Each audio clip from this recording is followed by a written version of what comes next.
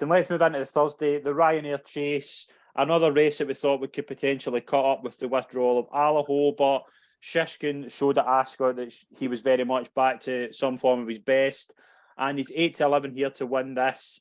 8-11 Shishkin, 9-2 Blue Lord, Conflated 5-1, Janadil 15-2, Fury Road 8-1, Envoy Allen 11s and 14-1 Bar.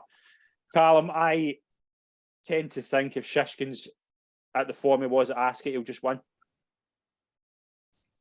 I think so, yeah. It's just how long a job season can be and how quickly things can change. I just thought Al would be in this position. I know Shishkin one had so much to prove at the start of the season.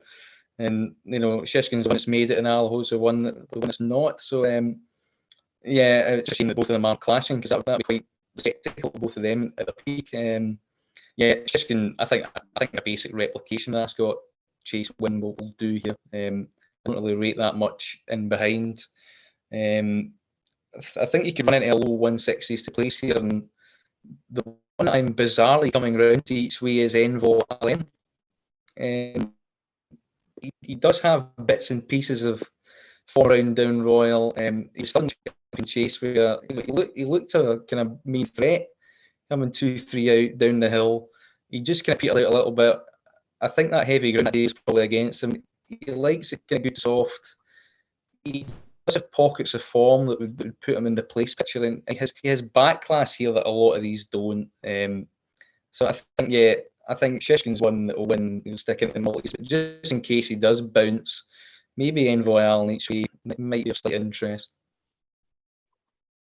Shishkin vote for Callum. Craig, this is very much a case of if Shishkin's at his best, he probably wins. But is there that bounce worry with him considering how his inconsistency the past few races? Yeah, definitely. I think, the 26-day gap between Ascot and Cheltenham, I wouldn't say that's absolutely ideal. He did post a very, very big effort when he won the Ascot chase, right up there with some of the best performances in his career. And that can take its toll. We've seen that race basically finish horses. Q Card was never the same horse again. There's other horses that, have ran big figures in the Ascot chase and never really recovered. So it's all about Shishkin and his well-being, really, rather than to be too frightened of the opposition. I think he can afford to be within £10 of his Ascot performance and still win here. The one improving horse that the market may be overlooked again, would be a without market, is Garlaw. He was impressive at the track when he won the Paddy Power. He was still in contention in the Sky Bet when he came down. He's an improving sort that likes Cheltenham. Looking at different angles for without markets, he would maybe be one that would interest me there. Mark, you strike me very much as that you'll try and take Shishkin on at that price. Am I right? Yeah. I just think the race was too close, and I don't like why Nico pushed him out all the way to the line either. I'm not really sure. He had that race in the bag. He didn't need to push the horse out as much as he did. Last season, Energumene won a poor champion chase after that race against Shishkin, and I think it took its toll on both of them. And I saw no need to do what Nico did. I'd definitely want to take him on. I'd back Janadil each way. He was second last season to Allaho. I thought his first round this season was quite amazing. He looked like he was going to drop out the back of the telly and finish fourth. And he's come and beat Hodds on Colours. I think that was just a prep run for him. I know it was the same day as Shishkin ran, but I think he's just got a better constitution. Shishkin, after he's shown frailties, and to produce such a big performance, I definitely wouldn't want to back him at odds on. Certainly not at 8-11. I'd have to take him on. I wouldn't sort of lay him, but I'd be looking to back something each way. And I think Janadil, because it'll catch up. I don't trust Envoy Allen anymore, and I don't like the form of the Bromhead yard. It's up and down all the time now.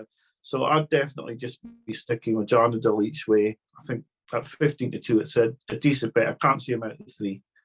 Yeah, I'm very much with you, Mark, in terms of I think Shishkin is probably, you can find something each way to, I wouldn't want to take Shishkin on, but I just would fancy something at a price. I've thought Fury Road, this is the perfect target for him all season. He's always, to me, looked like a horse who would appreciate a wee drop and trip. The Irish Gold Cup, I think, was very interesting because two fences out, I thought he looked as if he could give Galloping Deschamps a real scare, but he just couldn't get the wee step up. And I think just dropping him back will suit him. I think the O'Learys are very keen to have at least one in the race. I think they fancy Fury Road more for this than they do for Conflated in the Gold Cup. So I would say that's interesting. I thought Janadil was really good the last day, but I'm kind of settled towards Fury Road. I think I'm on Fury Road at a price, and I wouldn't mind going back in again 8-1 each way. But I do, again, if Shishkin is at his best, I think he wins this comfortably. But I'm going with Fury Road each way. So Callum, where are you? Give us your selection. Shishkin, but Envoy each way, so.